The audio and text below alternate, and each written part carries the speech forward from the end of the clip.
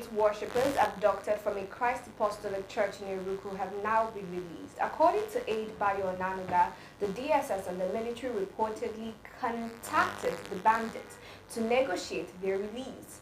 Meanwhile, former Kaduna Governor Nasser El-Rufai claims the current government paid 1 billion naira to the kidnappers, a charge the government strongly denies. Now, turning to Niger State, at least 315 people, including 303 students and 12 teachers, were abducted from St. Mary's Catholic School, Papiri.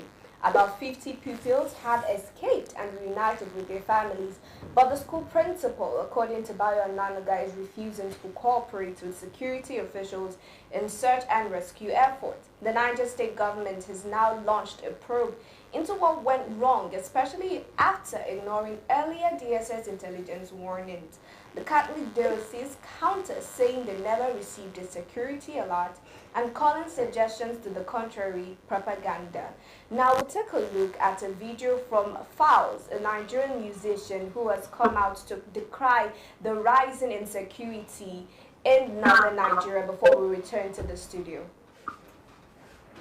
The president announced yesterday that all 38 people that were kidnapped in the Kwara church have regained their freedom. Also that 50 out of the over 300 people kidnapped in Niger have also returned home. There was no mention of any arrests being made, no mention of whether any ransom was paid, no mention of anyone being apprehended and brought to book. This does not cut it. It is just not enough. And I'm tired of one tweet here, one hashtag there, one post there, complaining on social media. We need to do more. We need to do a lot more. Some people have contacted me about a possible peaceful protest later on in the week. That is always a great avenue. However, this is what I think we can do as a matter of urgency. Every citizen needs to call, text, WhatsApp, email, whatever it is, bombard your reps and senators with messaging. However, for this to be effective, I think we all need to be saying the same thing. If there is one message that they're consistently getting, they would have no choice but to listen. We need to call for a public hearing, for broadcast on live TV, live streamed for anybody anywhere in the world to watch. So many billions and billions being budgeted and released for acquisition of arms and ammunition. But what's happening? Why is the military still ill-equipped? Why are military convoys still being ambushed by these criminals? Why was an army general murdered on video? I've put a template of a message that you can send to your reps, to your senator in the caption. I've also put a link to where you can find contact numbers, email addresses, whatever it is for the reps. It's on the National Assembly website. You can just check for yourself. But I think we need to get to sending these messages immediately. This is a national emergency. We can't continue like this. Alright, we just saw that video from Fowles, the bad guy, a Nigerian musician. He has come out to make recommendations as to the ongoing insecurity. But before we give our comments, let me introduce with me those I have in the studio. My name is Sharon Edemchuku and I'm your host for the show. Joining me live in the studio as well, I have with me my co-host and person of Ifoma Oji, Mr. Daniel Sacramento. Good morning. How are you all doing? Good morning. I'm doing great. Alright, we also have joining us via Zoom our analyst and person of Mr. Oladimeji Oluwafemi. Good morning, sir. Good morning, sir. Good morning, guys. I'm doing well. Are you okay yourself? We are trying to be.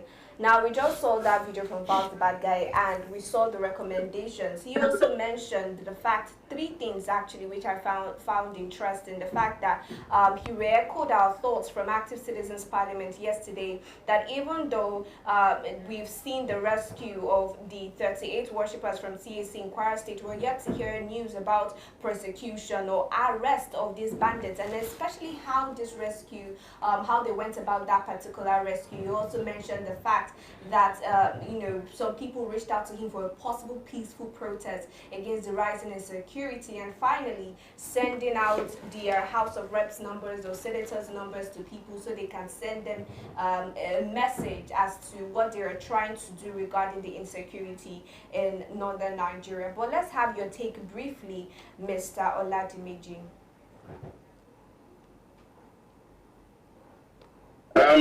Good morning again, Sharon, in the studio, and Nigerians watching. Did I get you correctly, Sharon, when you said some persons reached out to files for a protest organization? Yes, yes, sir. All right. Okay, thank you. Let me begin like this, guys.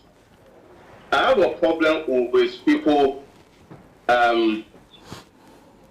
who come into their civic engagement at will.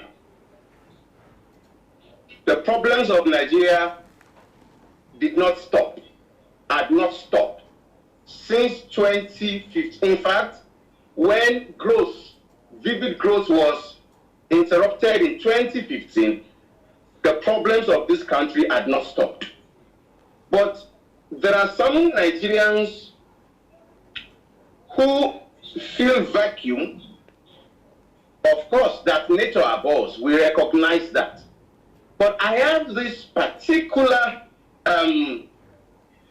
hack for people who jump on situations of Nigerians at will. Now, that aside, I have another problem with Nigerians who outsource their own solutions to people. You are a citizen. There is no citizen who is a Nigerian that is more citizen than you, a Nigerian yourself. We are all equal. And that is where we want to remove ourselves from this status quo too. So when you wake up and in your mental strength as a Nigerian, you need to call somebody to organize a protest on your behalf, then you are yet to come to terms with the reality of your problems as a Nigerian.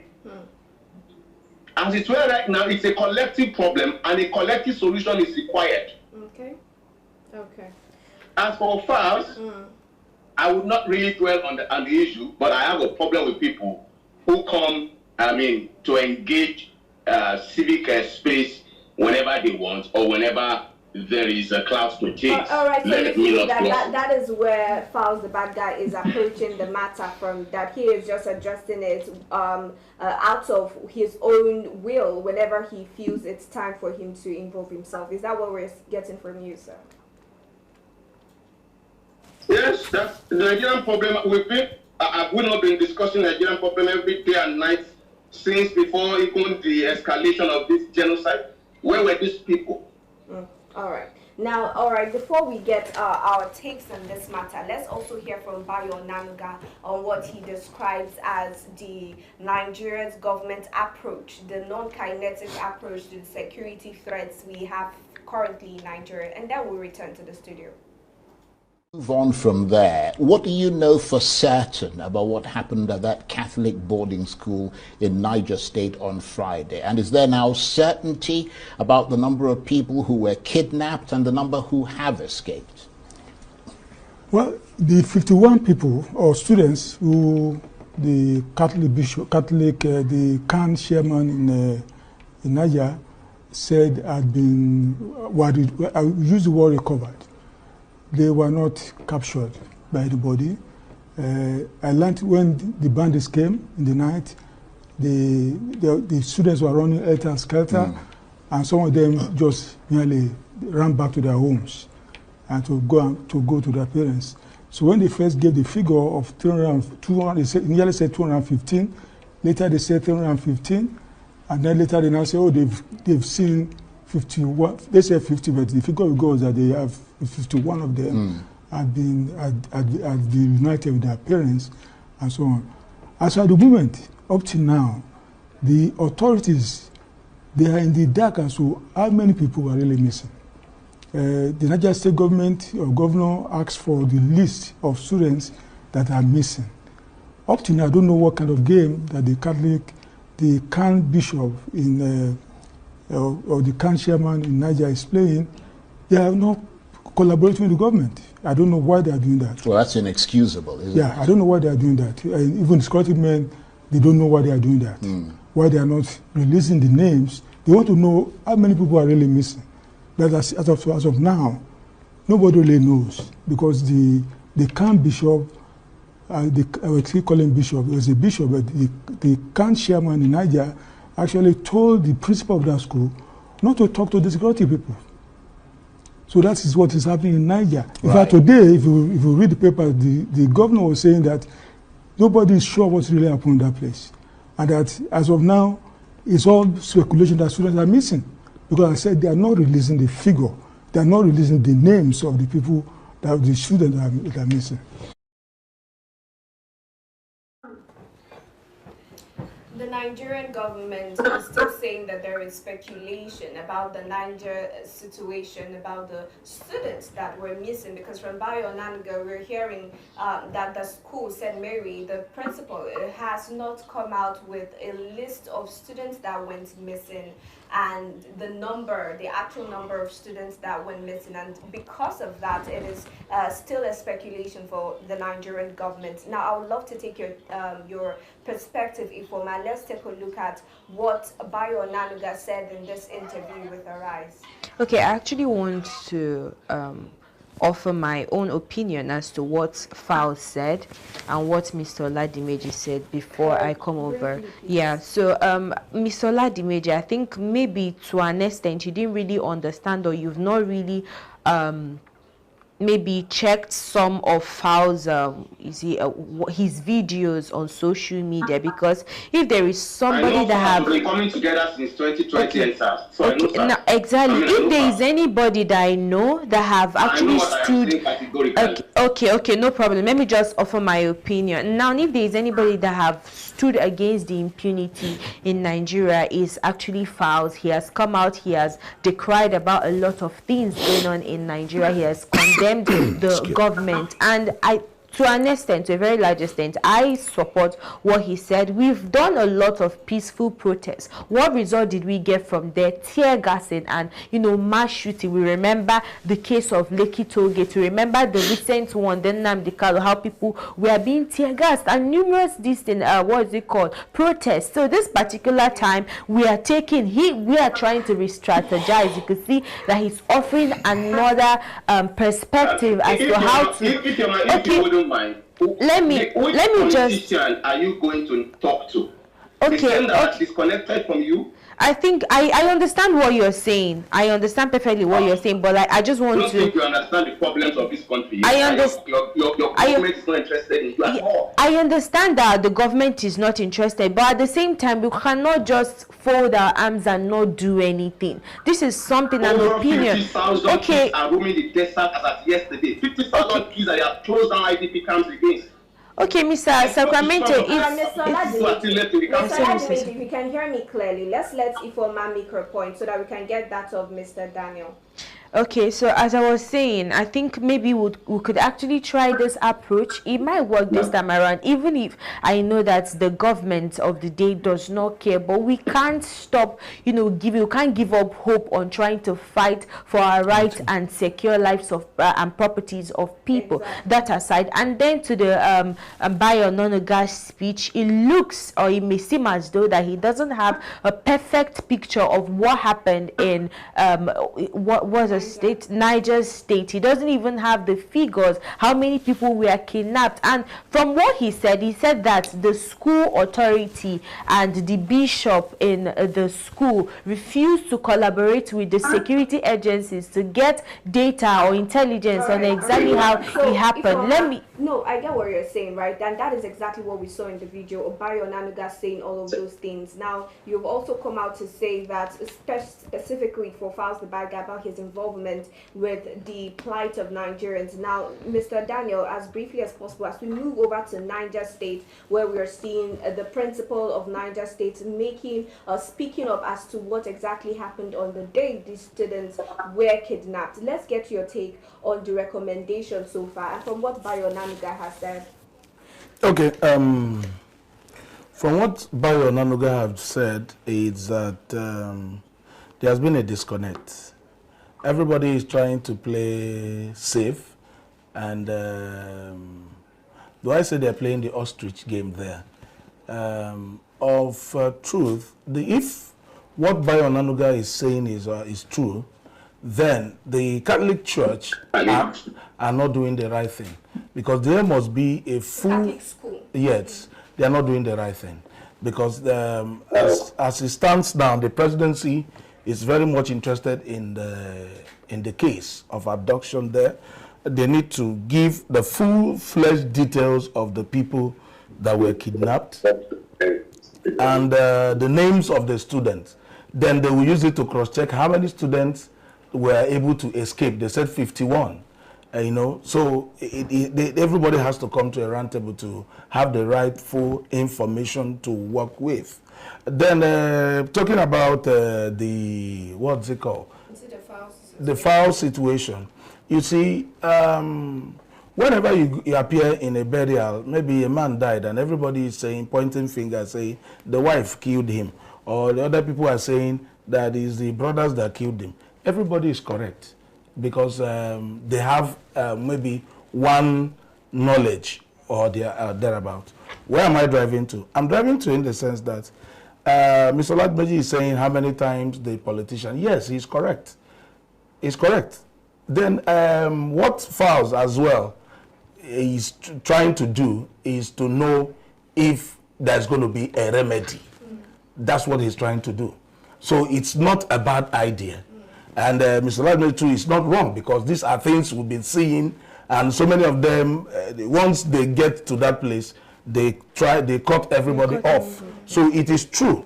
So, but the basic thing is that let's keep trying. Exactly. There's no harm in trying that aspect of Fowles. So people should help to, you know, call them, let's try to get, because so we know that people are not complaining. Exactly. What's going on? You know, we also have to take a look at the video from Niger State, where the principal of that school came out to give a recount of exactly what happened that night. Let's take a quick look at that video and we'll return to the studio.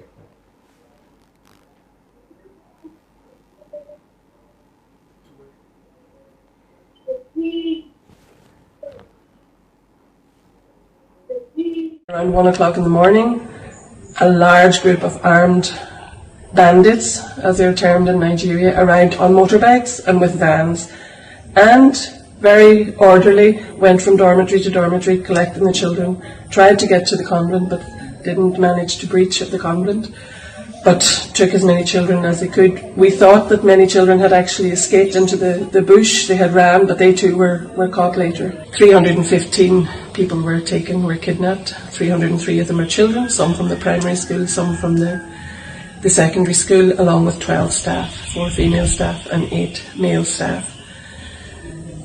You can imagine what that community are feeling right now. I am the leader of our congregation in the world, and I feel anguished and powerless to do anything. Basically, around 1 o'clock in the morning, a large group of armed bandits, as they're termed in Nigeria, arrived on motorbikes and with vans, and very orderly went from dormitory to dormitory collecting the children, tried to get to the convent but didn't manage to breach the convent, but took as many children as they could. We thought that many children had actually escaped into the bush. They had ran, but they too were caught later. 315 people were kidnapped. 303 of them are children, some from the primary school, some from the secondary school, along with 12 staff, 4 female staff and 8 male staff. You can imagine what that community are feeling right now. I am the leader of our congregation in the world, and I feel anguished and powerless to do anything. We just saw that video coming from Niger State abductions, and I have 2 questions actually.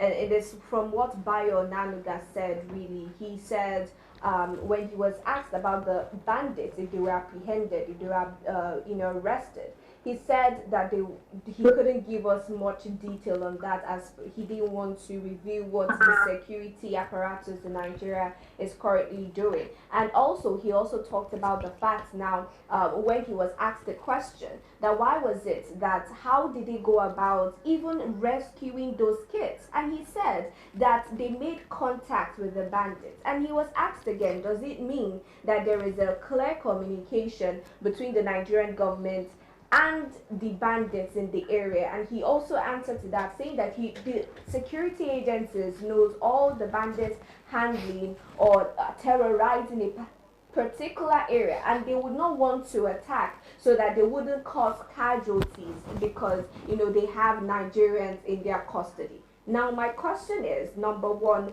how valid is that reason? Do you think that that is enough reason to not attack these bandits? And two, with the situation with the Niger State school abductions, he also made mention of the fact that they have refused to give a list of the people that were abducted, the names of the people that were abducted, and because they haven't, till now it is a speculation. Let's get your take, Ifoma. Okay. You could see clearly that there is serious disconnect here. The spokesperson to the presidency, correct me if I'm wrong, is clearly not stating the fact. He doesn't even have the facts in the first place, because we just saw a video of the principal, saying how many children were kidnapped from the dormitory. So maybe she hasn't released the names, but she has the fact. She knows how many children went missing. So it shows you that this government, they don't care.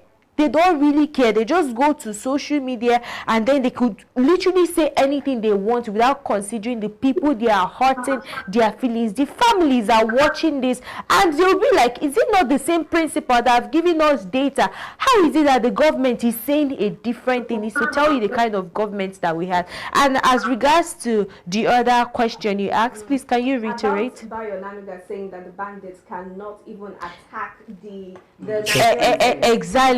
Exactly. Now there's a question I want to ask. How is it that the bandits, the police had, or the military men or security operative have the numbers of the bandits?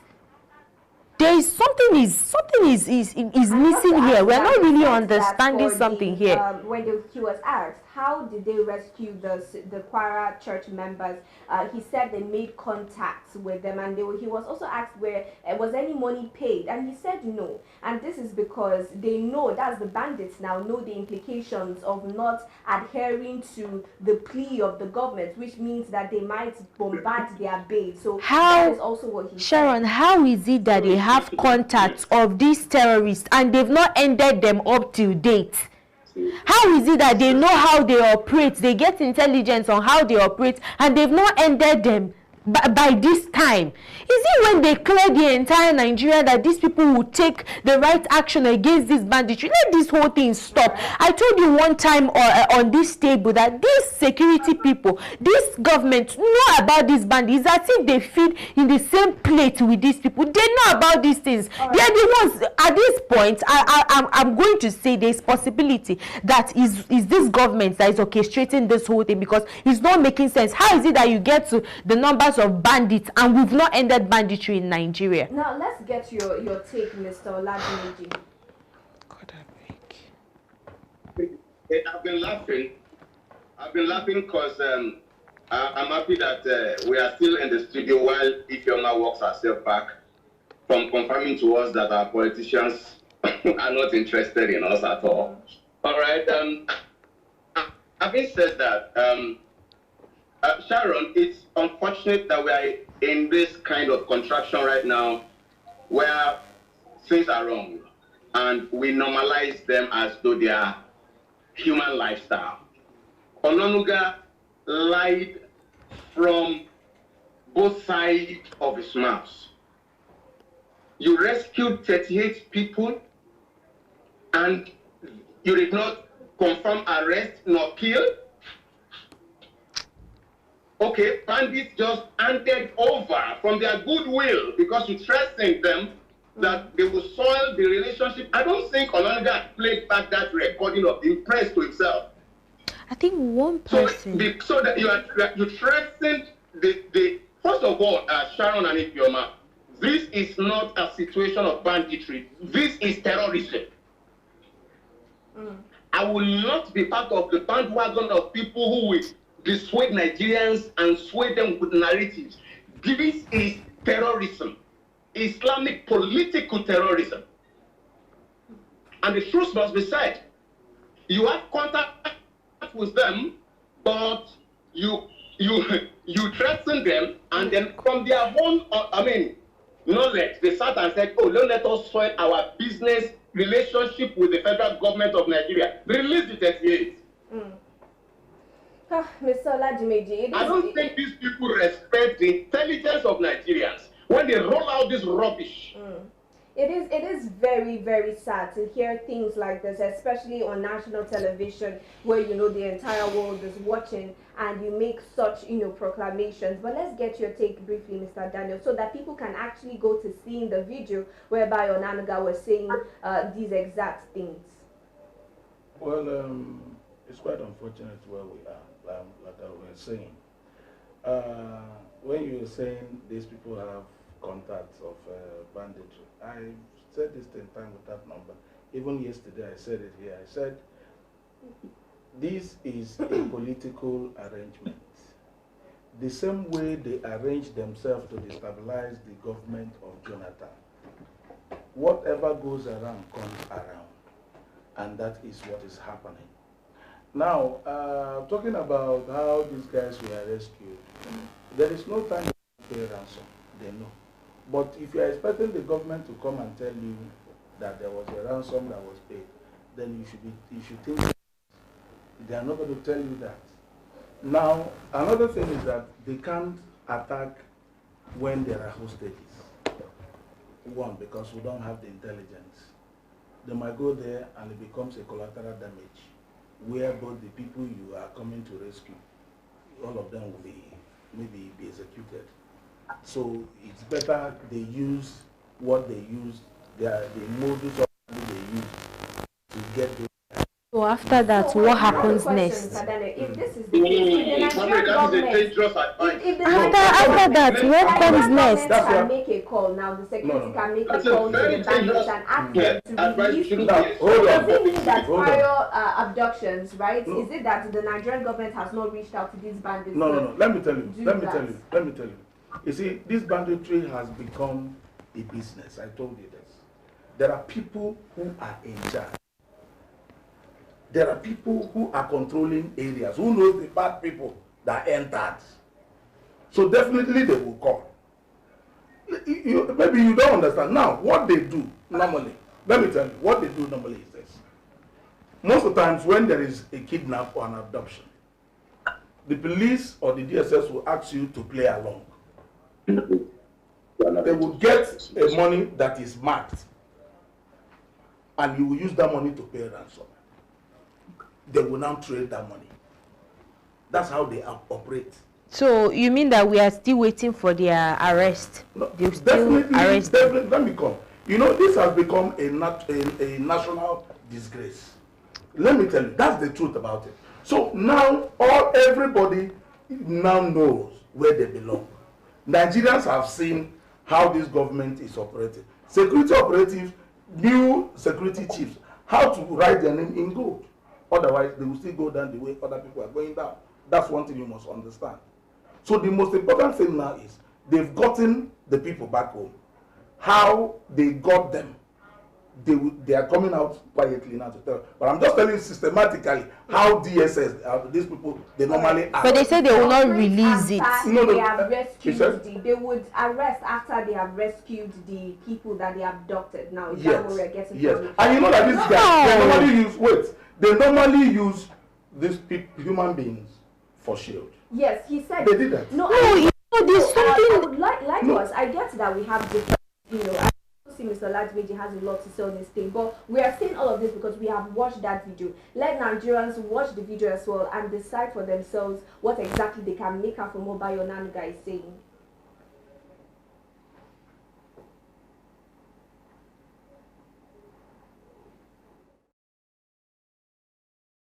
Okay, let's move. Know for certain about what happened at that Catholic boarding school in Niger State on Friday? And is there now certainty about the number of people who were kidnapped and the number who have escaped?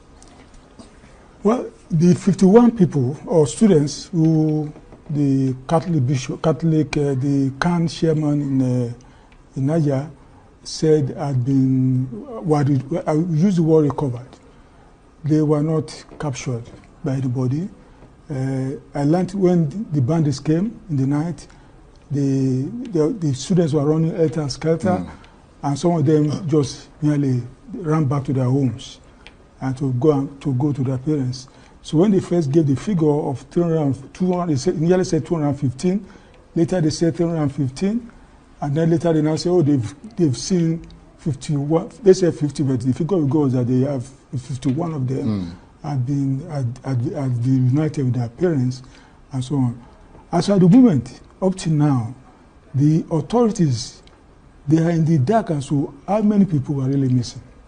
The Niger State government or governor asked for the list of students that are missing. Up to now, I don't know what kind of game that the Khan bishop or the Khan chairman in Niger is playing. They are not collaborating with the government. I don't know why they are doing that. Well, that's inexcusable, isn't it? Yeah, I don't know why they are doing that. And even the security men, they don't know why they are doing that. Why they are not releasing the names. They want to know how many people are really missing. But as of now, nobody really knows, because the Khan bishop, I would still call him bishop, he was a bishop, but the Khan chairman in Niger actually told the principal of that school not to talk to the security people. So that is what is happening in Niger. In fact, today, if you read the paper, the governor was saying that nobody is sure what's really happening in that place. And that as of now, it's all speculation that students are missing. Because I said they are not releasing the figure. They are not releasing the names of the people, the students that are missing. All right, we just came back from that video, and that is the video we were talking about. Bayo Nanuga stating the fact that the Niger school has not released the names of these people, and also how the security operatives in Nigeria go about rescuing these people, and how he cannot give out much information as to what exactly is ongoing with the arrest of those bandits or the apprehension of those bandits. And you know, I have one question before we wrap it up, and we take a look at what El Rufai is saying. El Rufai has come out to say that even during his time as governor of Kaduna, that there were people, the government paid off these bandits, you know, with the sum of 1 billion, and that was not just the government, but the present administration has paid off 1 billion naira to these bandits. Now, what is the implication, starting from Ifoma, of the government actually adhering to the ransom charges from these bandits?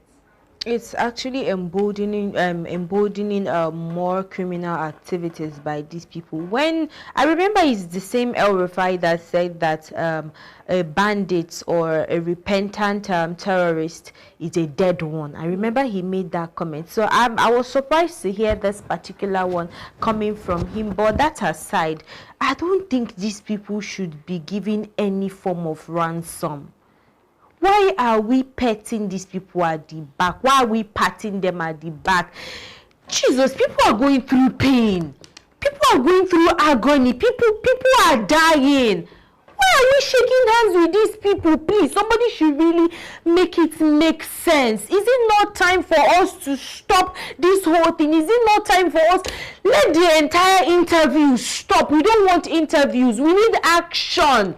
Rescue about 100 and 300 and something 15 people that were kidnapped recently from Niger State. Rescue students from KB State. Come on, let's stop this whole attack. The government, with the fact that they have the numbers of these bandits, let them know how they are going to fix this whole thing. At this point, I'm not even going to proffer any solutions. They already know the solution. Let people be reunited with their families. Let this whole thing stop. It is high time that we come to an end of all the endless mass abductions. But I'm going to get your take on the matter, Mr. Daniel, before we take a look at exactly what El Rufai said in that interview.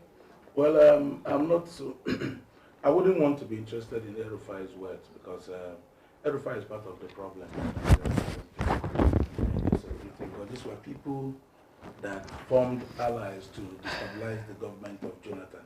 And he can't come out now and be presenting himself as one saint, you know, perambulating himself. That's, I don't want to be part of his thing. The truth about it is that whether they pay money or they don't, there is problem in our security apparatus. Now, the government is probing what happened in KB State. And the military hierarchy, according to Bayo Nono, they say all those military men has been arrested because they want to know who gave that call that they left.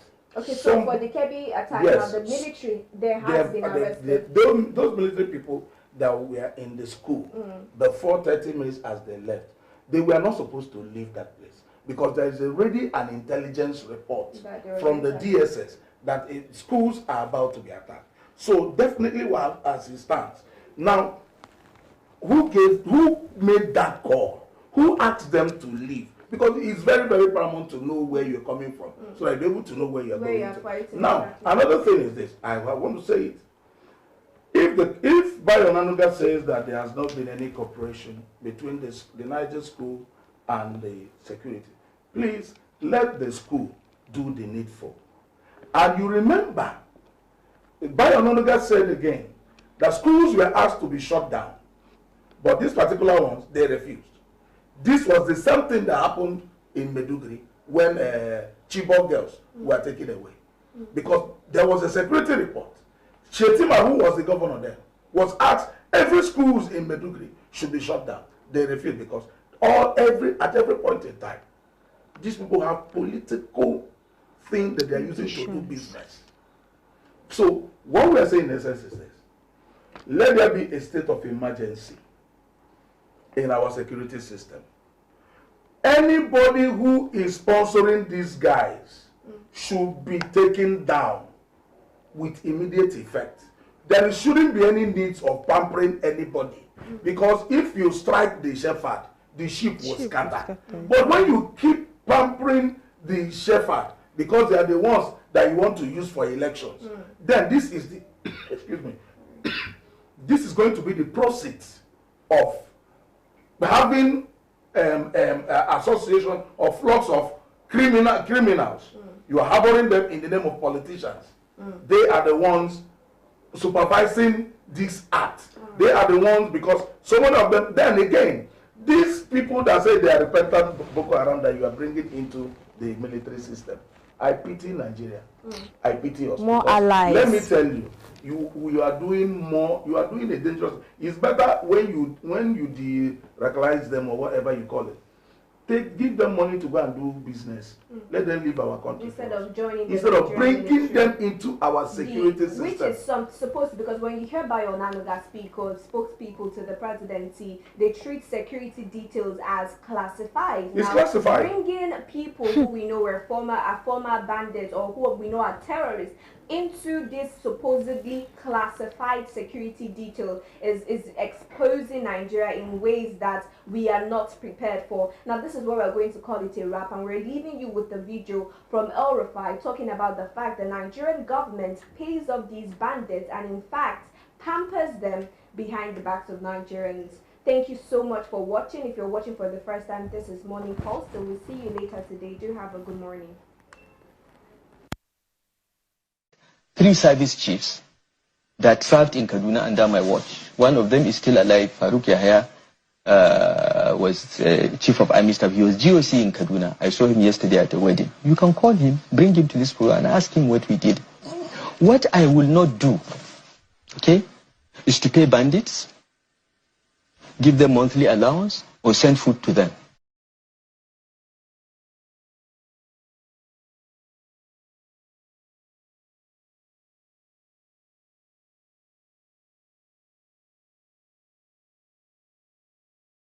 Can ask 3 service chiefs that served in Kaduna under my watch. One of them is still alive. Farouk Yahya was chief of army staff. He was GOC in Kaduna. I saw him yesterday at a wedding. You can call him, bring him to this program and ask him what we did. What I will not do, okay, is to pay bandits, give them monthly allowance, or send food to them.